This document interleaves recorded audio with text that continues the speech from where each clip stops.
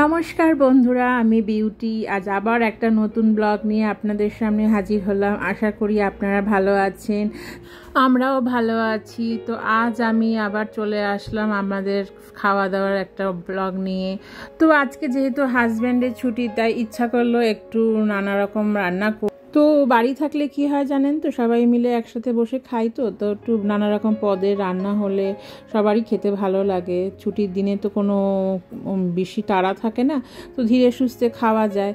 তো সেই জন্য আমি আজকে করেছিলাম চিকেন ভর্তা, খাসির মাংস, সবজি দিয়ে সোয়াবিন দিয়ে একটা তরকারি, মুসুরির ডাল, পেঁয়াজ দিয়ে আমের চাটনি, আর ছিল সালাদ। তবে সবজি যে করেছিলাম না, পাঁচমিশালি তরকারি সোয়াবিন দিয়ে, সেটা ছিল গতকালের। কারণ একটু বেশি করেছিলাম, ও রাত্রে খাবে বলেছিল, কিন্তু রাত্রে ও খায়নি এই সবজিটা, তাই একটু রয়ে গেছিলো। তাই ভাবলাম না, আজকে এবার দুপুরে খেয়ে নিই। তা সবাই মিলে বসে আমরা সুন্দর করে সব একসাথে গুছিয়ে খেতে খেতে আমার ছেলে তার মধ্যে বেশি খিদা পেয়ে গেছিলো, সে খেয়েও উঠে পড়ছিল, তাই জন্য তাকে আর শ্যুট করতে পারিনি। আপনারা ভাবতে পারেন যে অনেক সময় কেন আমি অরিজিনালি এটা করি না, ভয়েস কেন দিই।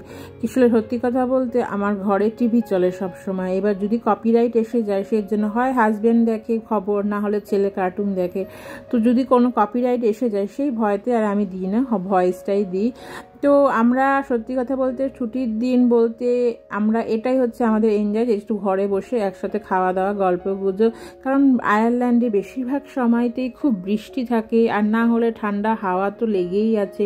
তো ওয়েদারের কারণে বাইরে খুব একটা যাওয়া হয় না। তাছাড়াও বাঙালি মানে হচ্ছে খাওয়া দাওয়া, একটু জমিয়ে যদি সপ্তাহে একটা দিন না খাওয়া দাওয়া হয়, তাহলে আর কিসের মজা বলুন।